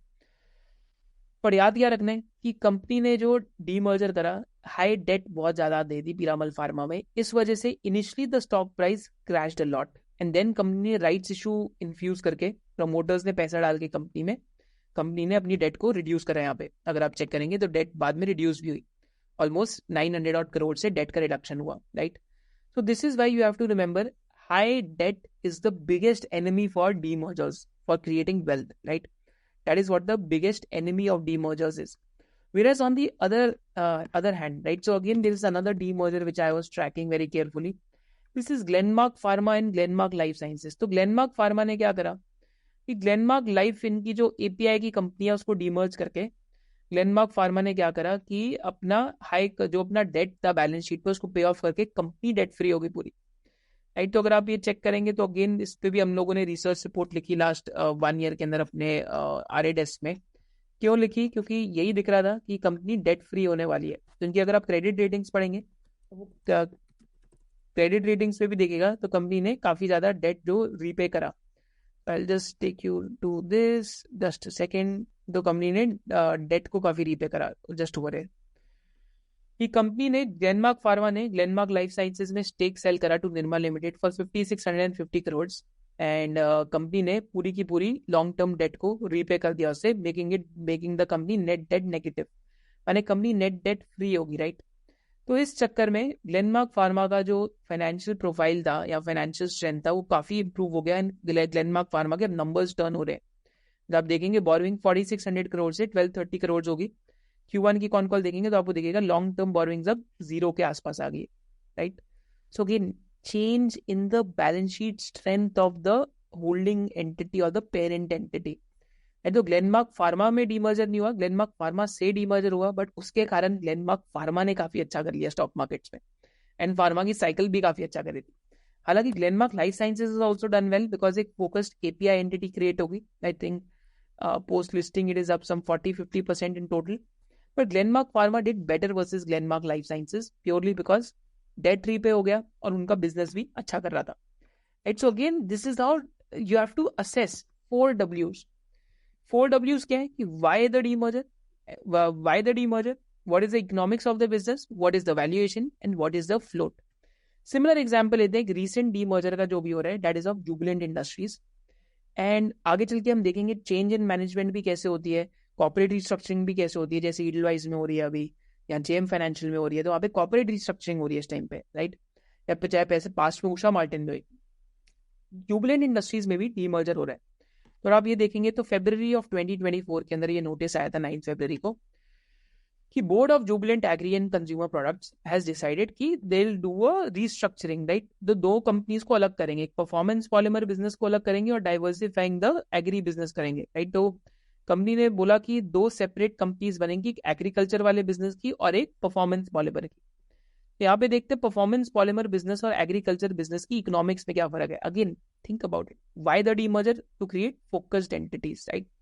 तो कंपनी यहाँ पे क्या बोल रही है कि फोकस्ड एंटिटीज क्रिएट करना चाह रही है, राइट। क्यों? यहाँ पे देखते हैं परफॉर्मेंस पॉलीमर में enhancing focus and allocating resources to strengthen the performance polymer business within the focus of adhesive business, right. माने एडहेसिव बिजनेस पे कंपनी फोकस करना चाहती है। परफॉर्मेंस पॉलीमर बिजनेस की क्या रिटर्न ऑन कैपिटल एम्प्लॉयड है? Performance polymer business के 970 करोड़ की सेल में ऑलमोस्ट 135 करोड़ का ईबिट बनता है और 68% का रिटर्न ऑन कैपिटल एम्प्लॉयड बनता है. लास्ट 5 years में performance polymer business is doing more than 30 to 35% ROC. 25% से ज्यादा ROC कंपनी बना रही है. Whereas, आपका PNK फर्टिलाइजर बिजनेस जो है इनका, जो एग्री बिजनेस है, मेन एग्री बिजनेस तो यही है, यहाँ पे कंपनी लॉसेज में है इस साल, राइट? तो अगेन एक loss making business is attach with the phenomenal ROC business, right? So both are getting demerged. Now यहाँ पे देखते हैं तो परफॉर्मेंस पॉलीमर बिजनेस में last 3 years में revenues have almost like gone up by 2.5x, right? And performance polymer में SPV है, solid polyvinyl acetate, जो chewing gum के अंदर यूज होता है. VP latex है, SBR latex है, NBR latex है, and adhesives हैं जो ये फेविकॉल से compete करते हैं. तो टोटल में परफॉर्मेंस पॉलीमर बिजनेस 957 करोड़ का है, जिसमें से 134 करोड़ का कंपनी ईबिट करती है. तो लगभग कंपनी का जो ईबिट मार्जिन है मोटा मोटा 13 to 14% का परफॉर्मेंस पॉलीमर बिजनेस पे, but at a very high ROC. Versus agriculture product जो बिजनेस है इनका, वो भी लॉस मेकिंग है. कंपनी की सेल भी आधी होगी है लास्ट 1 year के अंदर, राइट? तो again this is why the demerger is taking place. Why, what is the reason for demerging? First reason for demerging is the low margin agri business is distorting the true economics of the business. To create separate focused entities, the demerger is happening. What is the economics of the demerger? Performance polymer business is doing 60 plus 8% plus ROC. What is the valuation? If we exclude agriculture business, then performance polymer business does 130 crore of EBIT and possibly 90 crores of PAT on a standalone basis. तो लगभग अगर हम देखते हैं piers को, चाहे वो स्टाइरेनिक्स हो या फिर आपका एप्कोटेक्स हो जो परफॉर्मेंस केमिकल्स के अंदर है, तो सबको ऑलमोस्ट 24 to 30 टाइम्स के बीच में पी मिलता है. तो इनके परफॉर्मेंस पॉलीमर बिजनेस को अगर हम देखते हैं तो performance polymer business itself should be worth anywhere between 2400 to 2700 crores, right? What is the float? Lack of institutional ownership, right? So this is the type of business. One ideally, अगर बहुत सस्ता होता है, अगर 1500-1600 करोड़ मार्केट कैप पे हो, 2000 crore market cap पे हो, one might by pre demerger, because यहाँ पे इंस्टीट्यूशनल सपोर्ट नहीं, खराब बिजनेस को वैसे डीमर्ज कर रहे हैं, राइट? तो क्योंकि इसमें वैल्यूएशन री रेट हो सकता है. तो again this is how you start thinking about it. और कैसे कर सकते हैं? अगर आपने इस बिजनेस को 90 करोड़ के पैट को आपने सपोज करते हैं 30 टाइम्स पी पे वैल्यू करके 2700 करोड़ मार्केट कैप दे दी, वेराज आपने एग्री बिजनेस को 1 times प्राइस टू सेल दिया, तो आपके पास 3000 करोड़ की टोटल मार्केट कैप आती है, राइट? तो उस पर अगर आप 40% डिस्काउंट भी लेते हैं तो 1800 से 2000 crore is a market cap जहां पे मार्जिन ऑफ सेफ्टी बनता है. तो आई थिंक आज मार्केट कैप 2400 से 2500 करोड़ के आसपास है. बट अगर performance polymer business next 2-3 years में ग्रो कर गया, तो हो सकता है कि परफॉर्मेंस पॉलीमर बिजनेस की ग्रोथ के अंदर मार्जिन ऑफ सेफ्टी हो आज भी. So that is how you think about stuff. That is how you do research. That is how you think about possibilities and probabilities, right? So these are the 4 W's on Jubilant Industries also. तो हमने खराब case studies देख ली, हमने अच्छी case studies देख ली. अब इसके साथ साथ हम क्या करते हैं, हम और भी cases of special situation investing पे चलते हैं, जहाँ पे हम चेंज इन मैनेजमेंट से लेके कॉर्पोरेट रिस्ट्रक्चरिंग से लेके हम लोग और भी चीजें आगे जाके अभी देखते हैं. अब हम next type of special situation investing पे आते हैं, that is the announcement of a special dividend. तो स्पेशल डिविडेंड में क्या अनाउंसमेंट होती है? बेसिकली कंपनीज क्या करती हैं, तो देयर आर 2 or 3 वेज जिसकी वजह से कंपनीज जो स्पेशल डिविडेंड है वो अनाउंस करती हैं. एक तो क्या होता है कि कंपनी कभी कभी अपने ऑपरेटिंग बिजनेसेस सेल करती है, और भी कंपनी के पास बहुत ऑपरेटिंग कैश होता है, एंड इसको कंपनी डिसाइड करती है to give it back to share holders via special dividend. जैसे एस्टर डीएम हेल्थ केयर में अभी हुआ है, आई थिंक अप्रैल में this dividend was announced, that is 118 rupees per share. And एक और company by the name of Majesco, जिसमें से मैस्टेक नाम की कंपनी डीमर्ज हुई थी, तो उन्होंने अपना इंश्योरेंस प्रोडक्ट का बिजनेस बेच के 974 रुपीज डिविडेंड पर शेयर के आसपास वापस कर दिया था शेयर होल्डर्स को.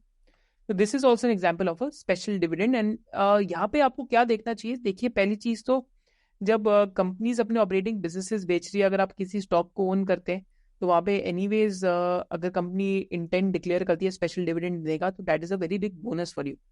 सेकेंड स्पेशल डिविडेंड कब अनाउंस होता है? That is when basically over here, जैसे अगर जस्ट डायल के केस में देखते हैं, तो just dial pass almost 4750 crore of cash है बुक पे, and every year this will go up by 500 to 550 crore. पर जस्ट डायल की कोई कैपिटल एलोकेशन पॉलिसी नहीं है. बट इस रीसेंट कॉन कॉल पे इन्होंने क्या डिक्लेयर करा है कि at this point of time we are having internal discussions of having a healthy dividend policy. We are discussing internally along with board as well so as to have a crystallized policy on capital distribution which would adequately communicate. So our endeavor would be 100% of annual profits should be sort of distributed or even higher amount in a way which is tax efficient for all shareholders combined. Basically company ने first time जो like piled up cash balance sheet पे है, just dial का stock हमेशा discount पे क्यों चला है, क्योंकि कैश बहुत सारा बैलेंस शीट पे, तो इस कैश का बेटर लाइक कैपिटल एलोकेशन करने का कंपनी ने डिसाइड करा है इस कॉन कॉल के अंदर. Let's see how they do going forward. But यहाँ पे भी कुछ स्पेशल सिचुएशन हो सकती है विद स्पेशल डिविडेंड्स और the company might start giving back, basically start doing share buybacks as well. तो स्पेशल डिविडेंड्स भी कंपनीज अनाउंस करती हैं. This is also an event driven investing opportunity. तो इसको आप पहले भी आइडेंटिफाई करके रख सकते हैं अगर कोई कंपनी बहुत कैश पे बैठी है बैलेंस शीट पे and they start making such statements, और या तो किसी कंपनी आप ओन करते हैं उसने अपना ऑपरेटिंग बिजनेस सेल करके आपके लिए स्पेशल डिविडेंड अनाउंस करो. देन एक और बहुत स्पेशल सिचुएशन इन्वेस्टिंग है, that is change in management, right. तो change in management is also a special situation investment. Why so? Because पहली चीज तो मैनेजमेंट चेंज की होती है. One of the reasons is sometimes good businesses run into problems due to cyclical headwinds in an industry. Second है promoters get old and don't have a succession plan. C, promoters want to leave the business and do something else. This is where management change becomes a very strong driving force. Example, CG Power being taken over by Tube Investments in 2020. Stock has been almost a 35 bagger since then, right? तो कभी कभी company के जब management change होती है तो we should always sit up and take notice. चाहे हम इन्वेस्ट करें ना करें, हमें जरूर नोटिस जरूर करना चाहिए. देखिए, आप जो भी स्पेशल डिविडेंड हो गया या जो भी हमने डीमर्जर्स की बात करी या चेंज इन मैनेजमेंट की बात करें, इन सब चीजों के लिए आपको कहाँ जाना पड़ेगा? BSE कॉर्पोरेट अनाउंसमेंट्स पे. आपको कॉर्पोरेट अनाउंसमेंट्स पे जाके ये सारी चीजें ट्रैक करनी पड़ेंगी, राइट. तो हम लोग SYC मार्केट कैप्सूल जो बाई वीकली करते हैं ट्राइब मेंबर्स के साथ, उसमें हम ये सारी कॉर्पोरेट अनाउंसमेंट्स भी जो मेन वाली होती हैं वो डिटेल के अंदर कवर जरूर करते हैं. जैसे इस बारी भी जो हमारा मार्केट कैप्सूल है मंडे को लाइव जा रहा है, राइट, जिसके अंदर हमने जो भी की कॉर्पोरेट अनाउंसमेंट्स है वो सारी की सारी कवर करी है. तो just to give you an example, अगर आपको कॉर्पोरेट अनाउंसमेंट्स पढ़नी है या फिर आप कोई कंपनी ट्रैक करते हैं, right, so one of the simple ways इसकी आप स्क्रीनर पे आके कॉर्पोरेट अनाउंसमेंट्स देख सकते हैं. तो जैसे स्क्रीनर पे मैंने अपनी वॉच लिस्ट बना रखी है कंपनीज की, तो कंपनीज की कुछ भी डेवलपमेंट होती है तो मेरे पास सामने यहाँ पे अनाउंसमेंट्स आ जाती है. पर लेटेस्ट फाइलिंग में जाके आप कंपनीज की कॉर्पोरेट अनाउंसमेंट जरूर आप ट्रैक कर सकते हैं. अनदर वे कैसे आप डीमर्जर्स या कुछ अपॉर्चुनिटीज ढूंढें, अगर आप यहाँ पे आके ऊपर आके सिर्फ लिखते हैं demerger and you just close it, तो जो कंपनीज डीमर्जर कर रही हैं, स्कीम ऑफ अरेंजमेंट लेके आ रही है, वो सब आपके सब सामने यहाँ पे आ जाता है. Other word that you can do a Meta search on screener is scheme of arrangement. तो आपसे एक simple scheme of arrangement search कर सकते हैं. The moment you do scheme of arrangement की सर्च, तो जो कंपनी रिवर्स मर्जर कर रही है, डीमर्जर कर रही है, कुछ भी कर रही है, राइट, लाइक कुछ भी कंपनी को अक्वायर भी कर रही है, जैसे सीक्वेंट साइंटिफिक ने अभी एक कंपनी को अक्वायर करा है तो that is a scheme of arrangement. जैसे मैस्टेक भी कुछ यहाँ पे एक्विजिशन कर रही है, right. So again all these things come right in front of you, right. तो जैसे अडोर वेल्डिंग में आई थिंक इनका अडोर के साथ या इनका अडोर फॉन्टेक के साथ मर्जर हो रहा है इस टाइम पे, right. So again I think ऐसा कुछ अभी यहाँ पे चल रहा है, या तो इन्होंने कोई इन्वेस्टमेंट करी होगी. पर जो भी स्कीम ऑफ अरेंजमेंट्स है, जस्ट मेक श्योर कि एवरी वीक आके अब एक बार आप जितनी भी स्कीम ऑफ अरेंजमेंट्स है यहाँ पे आप स्क्रीनर पे सर्च मार के पढ़ सकते हैं. This will make your job easy to find out demerger stories और find out stories where something unique is happening, right. तो यहाँ पे आप वैसे हम बाद में जब हम राइट्स इशू की बात करेंगे तो आप राइट्स इशू भी यहाँ पे सर्च कर सकते हैं. तो किसी भी कंपनी में राइट्स इशू आ रहा है तो आपको यहाँ से पता लग जाएगा, लेटेस्ट कोई भी कंपनी राइट्स इशू कर रही है तो, right. So this is the beauty of using screener well, right. तो होपफुली आपका ये भी डाउट क्लियर हो जाएगा कि demerger opportunities, special situation opportunities ढूंढने कैसे, इससे आप ढूंढ सकते हैं इस तरीके से, right. Then let's go forward, let me go back to the presentation, right. तो प्रेजेंटेशन में चेंज इन मैनेजमेंट, राइट. तो जब मैनेजमेंट चेंज होती है तो वैसे जब भी लाइक किसी कंपनी की वो चेंज होती है मैनेजमेंट, तो वहाँ पे भी बेसिकली कंपनीज को एक अपलोड करना पड़ता है कि चेंज इन मैनेजमेंट हो रही है.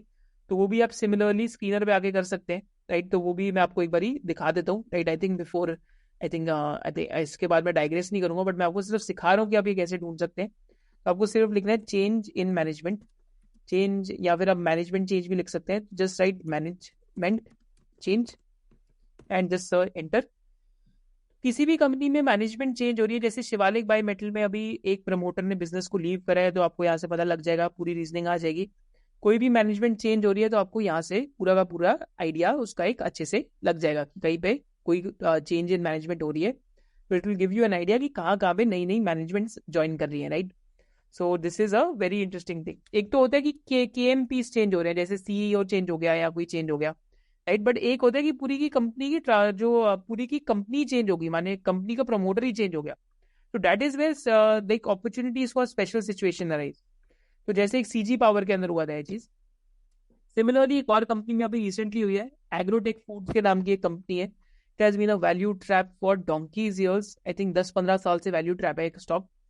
एंड रिसेंटली कंपनी ने फाइल करा एक्सचेंज में 29 फरवरी को कि प्रमोटर्स जो कॉन एग्रा MNC है, उन्होंने अपनी ये कंपनी सेल कर दी है। किसको सेल करी है? समारा कैपिटल को एंड कन्वर्जेंट को सेल करी है company. This company own Sundrop and Act II, and इन्होंने परपेचुअल टाइप कर लिया for brand licensing with ConAgra कि लाइक सनड्रॉप हम परपेचुअली यूज कर सकते हैं, एक्टू परपेचुअली यूज कर सकते हैं, राइट। तो ये कंपनी जब से लीव करी है, तो एक कंपनी की ओपन ऑफर, जब देखिए जब भी कोई कंपनी अक्वायर होती है तो ओपन ऑफर आता है, जब भी प्रमोटर चेंज होता है। तो ओपन ऑफर में क्या होता है? ओपन ऑफर में जो भी, अगर if you are acquiring beyond a percentage stake, तो मैं जो माइनॉरिटीज होते हैं उनको भी आपको ऑफर देनी पड़ती है। यहाँ पे भी स्पेशल सिचुएशन हो जाती है, पर इसको हम यूजली इतना नहीं कवर करते कि वो बड़े छोटे साइज की होती है, तो इसलिए इतना मजा नहीं आता। माने 100-200 करोड़ की कंपनी के अंदर ओपन ऑफर करके आप लोग क्या करेंगे? आपको एक तो पहली चीज लिक्विडिटी नहीं मिलेगी, right. But open offer strategy यहाँ पे है। तो ओपन ऑफर डॉक्यूमेंट पे इन्होंने क्या लिखा कि the acquirer, that is Samara capital and साथ साथ जो कन्वर्जेंट है, they want to grow this business and they want to use this as a platform to acquire other companies और in the package food space, right. And license agreement with reputed local and international brand को ये साथ करना चाहते हैं, increase the product basket of the company. तो convergent ने Hindustan foods में बहुत वेल्थ क्रिएशन करी, समारा कैपिटल ने सैफायर फूड्स में बहुत करी अनलिस्टेड टाइम से, KFC और पिज्जा हट के साथ। तो now both of them have come together to purchase agrotech foods, right. तो just over here you can just check again, change in management बहुत रीसेंट हुआ है। It might do well, might not do well, पर I will still keep tracking it, getting the point कि 90% of investing is homework. Homework is done and what is left. अगर homework हो गया तो assessment में पता लग जाएगा कि आज जाना है या नहीं जाना। यही तो ब्यूटी है इन्वेस्टमेंट की। जब आपकी असाइनमेंट, जब आपका फाइनल डे होता है असेसमेंट का, तो रादर देन एक फिक्स डेट है, इन्वेस्टिंग में क्या है कि आपकी मर्जी है कि आपको वो वाला असेसमेंट देना है या नहीं देना। That is the beauty of it. But again you track the stock like this कि change in management has taken place finally, right. Another type of special situation investing where the capital allocation structure changes, right? So this is a saying that I had. You know you have a winner at hand when a company wants to shut down its loss-making businesses to improve the quality of revenues and focus on few verticals which have 20% plus ROC. Shows that the company has focused back on and is willing to sacrifice revenues. माने company quality of revenue improve करना चाहती है। एक बड़ा ही interesting example है पूरा का पूरा आदित्य बिरला ग्रुप इसका।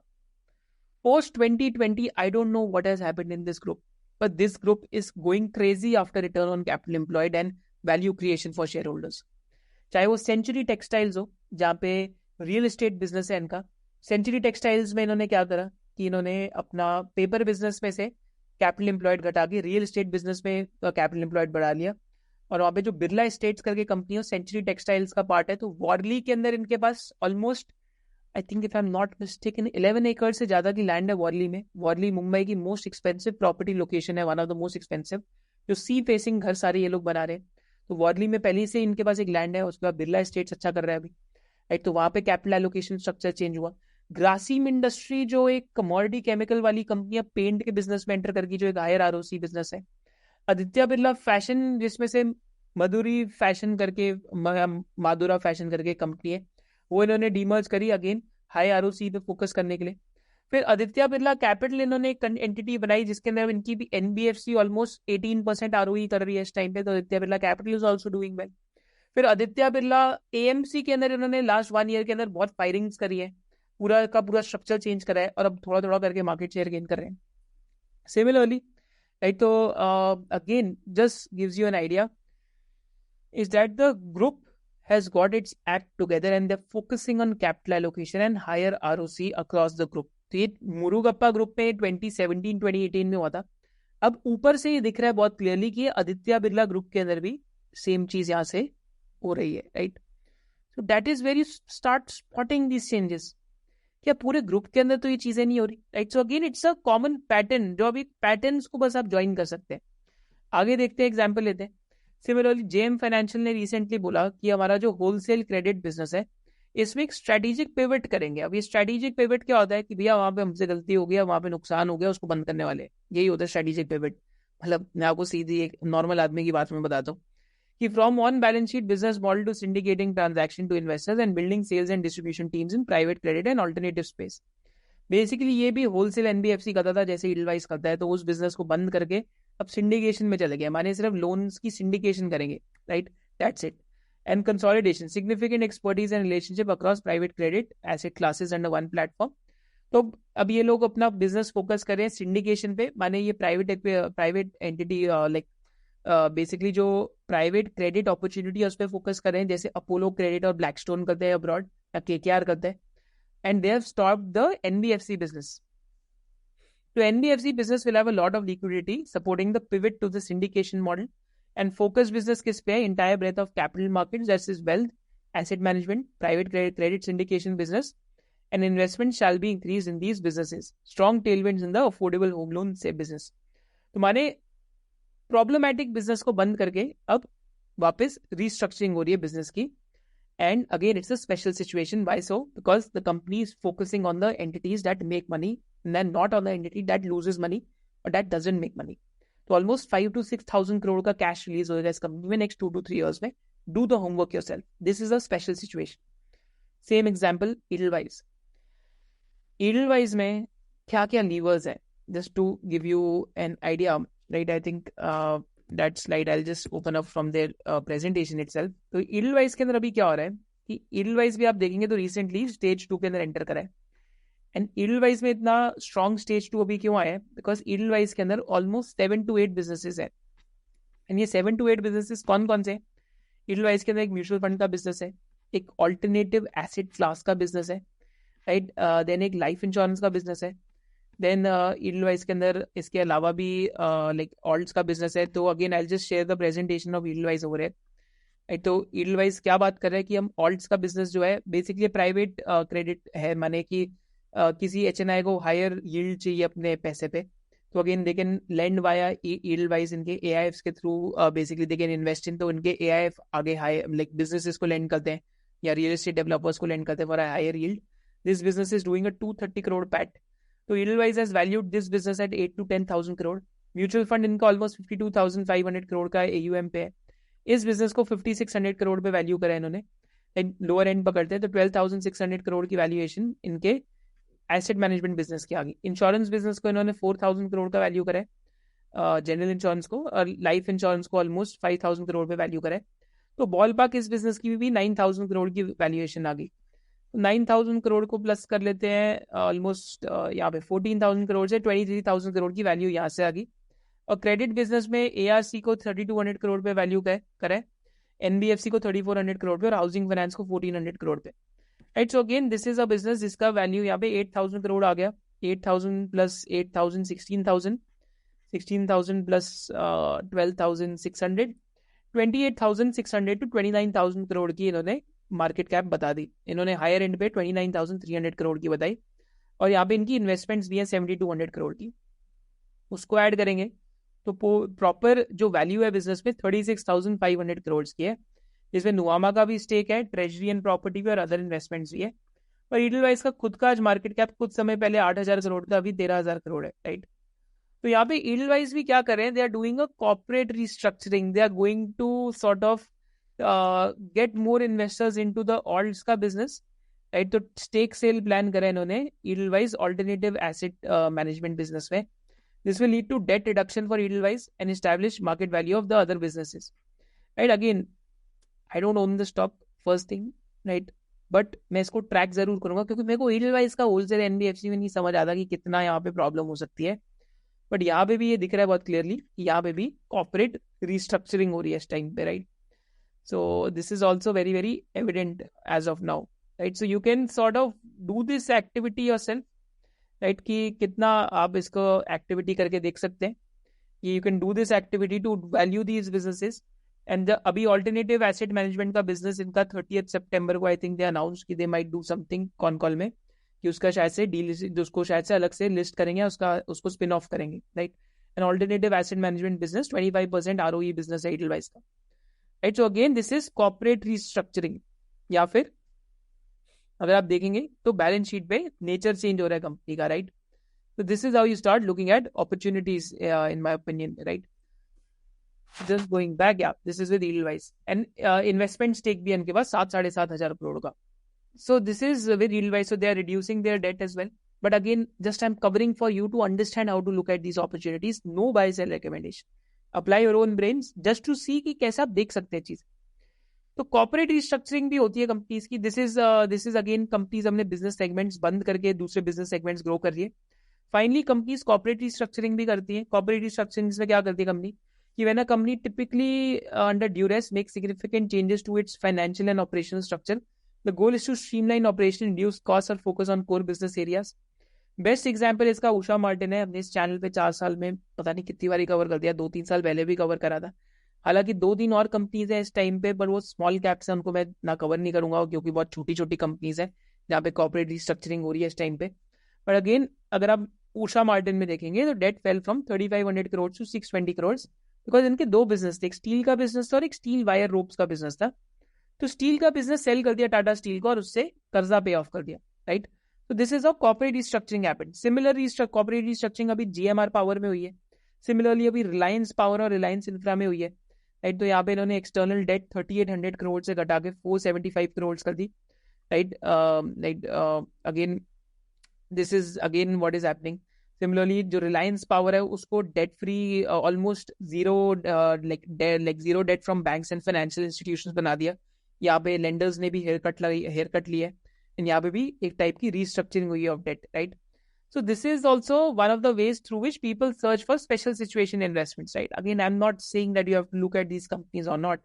This is a risky strategy, but this is also how people look at these companies via restructuring, right? So companies corporate restructuring भी करती ही करती है, right? So what is corporate restructuring? An offer to existing, this was corporate restructuring. Final पे हम चलते हैं rights issue. तो rights issue में क्या होता है? तो राइट्स इशू में एग्जिस्टिंग शेयर होल्डर्स को एक ऑफर दी जाती है कि they can participate and put in further money into the company. Generally, this entire process is done at a discount. तो यहाँ पे मैं आपको एक एग्जांपल दिखाता हूँ. राइट्स इशू में जनरली क्या होता है कि जो एग्जिस्टिंग शेयर होल्डर्स होते हैं उनको एक अपॉर्चुनिटी दी जाती है to put in more money into the company, क्योंकि कंपनी और इक्विटी डाइल्यूट कर रही होती है. तो राइट्स इशू के इंटरेस्टिंग कैसे हो सकते हैं कि अगर प्रमोटर्स पार्टिसिपेट कर रहे हो, क्योंकि अगर प्रमोटर और पैसा डाल रहे हैं कंपनी में तो आपके लिए एक इंटरेस्टिंग साइन होना चाहिए. जैसे यहाँ पे ऑथम इन्वेस्टमेंट एंड इंफ्रास्ट्रक्चर का एग्जांपल लेते हैं. तो यहाँ पे राइट्स इशू हुआ था 81 रुपीज पे एंड प्रमोटर्स ने और पैसा डाला कंपनी में and now the stock is at almost 1700 rupees, right. So almost 2000% gain. Similarly Pricol में राइट्स इशू हुआ था बिकॉज प्रिकॉल में डेट की प्रॉब्लम्स बढ़ गई थी क्योंकि इन्होंने ब्राजील में एक बिजनेस एक्वायर करा था. तो to reduce the debt 30 rupees पे राइट्स इशू हुआ. प्रमोटर्स ने पार्टिसिपेट करा, अपनी शेयर होल्डिंग बढ़ाई, आउटसाइड शेयर होल्डर्स ने पार्टिसिपेट करा. Now the stock is up by 1500%, right. Similarly KDDL में राइट्स इशू हुआ 2021 पे 230 रुपीज पे, 3000 रुपीज का स्टॉक प्राइस है, right. So rights issue becomes very interesting if you as a shareholder get an opportunity to participate in it. जैसे EIH Oberoi hotel के अंदर rights issue हुआ, प्रमोटर्स ने अपनी शेयर होल्डिंग बढ़ाई, इन्वेस्टर्स को भी अपॉर्चुनिटी मिली इसमें पार्टिसिपेट करने की, राइट, जो एग्जिस्टिंग शेयर होल्डर्स थे. And generally rights issue get done at a discount to the market price. जैसे यहाँ पे मैं आपको एग्जांपल देता हूँ साउथ इंडियन बैंक के राइट्स इशू का. तो साउथ इंडियन बैंक का राइट्स इशू था कि for every 4 share that you held, I think ये राइट्स इशू जब आया था तो if I am not mistaken, right, so this was in like almost जो इसकी लाइक ओपनिंग डेट थी 6 मार्च की और अलॉटमेंट थी 5 अप्रैल की, राइट. सो यहाँ पे क्या था कि बेसिकली और ट्रेडिंग भी 7-8 अप्रैल से चालू हो गई थी. तो बेसिकली यहाँ पे क्या हुआ था कि जब राइट्स इशू मिला लाइक लोगों को तो 22 रुपीज पे मिला. अब देखिए यहाँ पे बहुत एक नुआंस है, ये चीज आपको समझनी है. तो राइट्स इशू में कभी कभी क्या होता है कि सारे शेयर होल्डर्स पार्टिसिपेट नहीं करते, क्योंकि कई शेयर होल्डर्स भूल ही जाते हैं कि हमें राइट्स इशू मिला है, हम शेयर ओन करते हैं किसी कंपनी के. तो हालांकि साउथ इंडियन बैंक में इंटाइटलमेंट रेशियो आपकी लगभग फॉर एवरी 4 शेयर हेल्ड आपको 1 शेयर का ही राइट्स इशू का इंटाइटलमेंट था. बट अगर आप ओवर एंड अबव अप्लाई करते हैं अपनी इंटाइटलमेंट के, जैसे बहुत सारे लोगों के साथ ऐसा हुआ था साउथ इंडियन बैंक में कि कई लोगों ने अप्लाई कर दिया, सपोज करते हैं कोई 4,000 शेयर होल्ड करते साउथ इंडियन बैंक के, और 1,000 शेयर्स के लिए उन्होंने वो 1,000 शेयर्स के लिए एलिजिबल थे राइट्स इशू में, जो 22 रुपीज का ले सकते थे और उस टाइम पे बाजार में प्राइस 29-30 रुपीज था, उस पर बेच सकते थे, right, whenever it listed and started trading. तो एक्चुअली में क्या हुआ कि अगर जिसके पास 4,000 शेयर है और उसको 1,000 शेयर्स की इंटाइटलमेंट है, but he can apply till any number of shares in the rights issue, माने वो 10,000 शेयर के लिए भी अप्लाई कर सकते हैं उनको अगर राइट्स चाहिए, तो वो राइट्स इंटाइटलमेंट लेके भी कर सकते थे, but even without that they can apply for it. तो अगर विदाउट दैट भी कोई अप्लाई करता, सपोज करते हैं किसी के 4,000 शेयर्स है किसी के पास और उन्होंने 10,000 शेयर के लिए अप्लाई कर दिया, तो एक्चुअली में अगर जिन्होंने नहीं अप्लाई करा, जो भूल के अप्लाई करना, तो उनका भी कोटा उनको मिल जाता है. एंड साउथ इंडियन बैंक में आई थिंक 60-70% के आसपास एक्सेप्टेंस आ गई थी अगर किसी ने ये चीज करी होती. तो this is what people don't do in rights issue and it becomes a big source of arbitrage. ये साउथ इंडियन बैंक में लिस्टिंग आई थिंक 6-7 अप्रैल को हुई थी, राइट, एंड 6-7 अप्रैल को जो प्राइस था इनका ऑलमोस्ट इनके स्टॉक का ऑलमोस्ट आई थिंक 29 रुपीज के आसपास था, उसके बाद बीच में 30 रुपीज भी गया था. तो between these 3 days it was between 28-29 rupees and rights issue 22 rupees पे हुआ था. So there was straightly an arbitrage of 30%, right? So 30-32% का arbitrage था. तो राइट्स इशू में भी वेल्थ क्रिएशन होती है, आर्बिट्राज भी करके आप कर सकते हैं. If you apply for more number of shares then what you are entitled to, you can do that. This is something a lot of people don't know. This is why rights issue are in undiscovered way to create wealth. जैसे Arvind fashion के अंदर rights issue हुआ, again it has created a lot of wealth. तो अगर promoters भी participate कर रहे हैं राइट्स इशू में, तो भैया सिग्नल है कि इंटरेस्टिंग काम हो सकता है. मोल्टेक पैकेजिंग में 2020 में हुआ, देखेंगे अभी 2020 में कोविड के टाइम पे बहुत प्रमोटर्स ने अपनी शेयर होल्डिंग बढ़ाई, राइट्स इशू करे, वारंट्स डाले, राइट. सो राइट्स इशू में कहीं पे खराब भी होता है जब अगेन उन कंपनीज में डेट होती है, right. So all in all this is about rights issue, right. So if you have rights issue always generally are done at a discount to what the current market prices. तो you this is again SEBI formula के according आप निकाल के देख भी सकते हैं, generally एक डिस्काउंट पे ही होता है, राइट. सो अगेन आइडिया क्या है इस वीडियो का कि आपको different types of special situation explain हो जाए. अब हम चलते हैं टुवर्ड्स द चेकलिस्ट. तो चेकलिस्ट में हमें क्या चीज़ का ध्यान रखना है, तो चाहे वो हम डीमर्जर्स कर रहे हो, चाहे हम वो राइट्स इशू कर रहे हो, पहली चीज़ कंपनी के अंदर बहुत हाई डेट नहीं होनी चाहिए.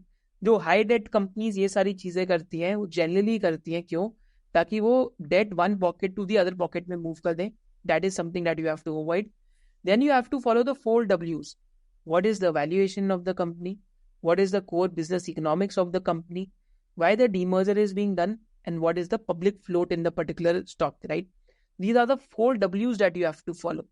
And thirdly आपको क्या देखना है कंपनी के अंदर कि जब भी कंपनी में डीमर्जर हो रहा है या कंपनी लिस्ट हो रही है, तो कंपनी का वैल्यूएशन क्या है. तो आपको मैं यहाँ पे एग्जाम्पल लेता हूँ. Again this is a wonderful case study Raymond lifestyle के केस में. तो रेमंड लाइफस्टाइल का भी एग्जाम्पल लेते हैं हम लोग. तो रेमंड लाइफस्टाइल हम लोग खोलते हैं, यहाँ पे रेमंड नाम की कंपनी होगी, रेमंड लाइफस्टाइल नाम की. तो रेमंड लाइफस्टाइल का भी मार्केट कैप ऑलमोस्ट 14,497 करोड़ का है एंड रेमंड लिमिटेड से जस्ट अभी डीमर्ज हुई है. तो रेमंड लाइफस्टाइल का पी रेशियो क्या अगर मेरे को जानना है, तो पहली चीज इन पे जो भी अगर आपके पास कोई भी लाइक रिसर्च रिपोर्ट मिले आपको, तो आपको रिसर्च रिपोर्ट पढ़ लेनी चाहिए, राइट. तो जैसे यहाँ पे मैं रिसर्च रिपोर्ट देखता हूँ रेमंड लाइफस्टाइल की, that is by Ventura, right. तो यहाँ पे अगर हम रिसर्च रिपोर्ट देखते हैं, तो रिसर्च रिपोर्ट में देखते हैं कि रेमंड लाइफस्टाइल का 470 करोड़ का पैट था, राइट. विच मीन्स कि रेमंड लाइफस्टाइल आज 30 ऑलमोस्ट 28-30 टाइम्स की पी रेशियो पे है, राइट. चलो उनका एक्सपेक्टेड पैट तो सब कुछ है अलग है, बट 1,000 करोड़ का ईबिटा है रेमंड का. तो ऑलमोस्ट रेमंड 12-13 टाइम्स की ईवी टू ईबिटा पे है, बट 28 टाइम्स की पी रेशियो पे, राइट. क्या 28 टाइम्स का पी रेशियो इस बिजनेस के लिए सस्ता है या महंगा है, तो उसमें आपको SOTP करके देखना पड़ेगा, because Raymond is just not a B2C brand. There is also garmenting business, there is also textile business in it, and also there is suiting business which is a slow growing business, right. So again it is not just a very clean story. And Q1 के जो result आए थे company के, उसमें देखने को मिला था, let me just check Raymond limited में. तो अगर इनकी जो डीमर्ज एंटिटी है रेमंड लिमिटेड, उसके अंदर क्या अगर चेक करेंगे, तो Q1 के जो रेमंड लाइफस्टाइल के रिजल्ट थे उसके अंदर एक्चुअली में डी ग्रोथ थी और काफी अच्छी खासी डी ग्रोथ थी, राइट. तो अगर आप यहाँ चेक करते हैं हालांकि इसमें वेल्थ क्रिएशन हो सकती है अगर results inflect, because see this is a company which has just listed, तो आपको थोड़ा टाइम इस पे अपना एक बार टाइम देख सकते हैं, राइट। तो again just to get an idea, तो यहाँ पे अगर हम चेक करते हैं B2C बिजनेस में जस्ट ओवर है, तो टोटल जो रेमंड लाइफस्टाइल है यहाँ पे ऑलमोस्ट ईबिटा में जो डी ग्रोथ थी, तो EBITDA de grow like from 180 crore to 87 crore YOY, right. तो द क्वार्टर वाज इम्पैक्टेड, तो बेसिकली डी ग्रोथ हुई बिजनेस के अंदर। तो अगेन लिस्टिंग के बाद पहले क्वार्टर में अगर डी ग्रोथ है तो थोड़ा सा केयरफुल हो जाना चाहिए, बिकॉज हो सकता है कि वैल्यूएशन और करेक्ट हो जाए, right. So again this is just a homework for you, because a lot of people are talking about this particular business. तो ये भी हमारी चेकलिस्ट का पॉइंट है कि कहीं से भी पैट नंबर मिल जाए, चाहे रिसर्च रिपोर्ट हो, चाहे रेमंड, चाहे अगर हम रेमंड लिमिटेड की बात करें तो इनके अंदर भी पहले सेगमेंट में होएगा लाइफस्टाइल वाला, इनकी पूरी जो प्रेजेंटेशन है Q4 की उसमें भी आपको मिल जाता। तो this is also part of the checklist कि आपको वैल्यूएशन जरूर पता करनी है, right. So these are some of the checklist that you can see. Maximum wealth creation कौन से डीमर्जर्स में हुई है?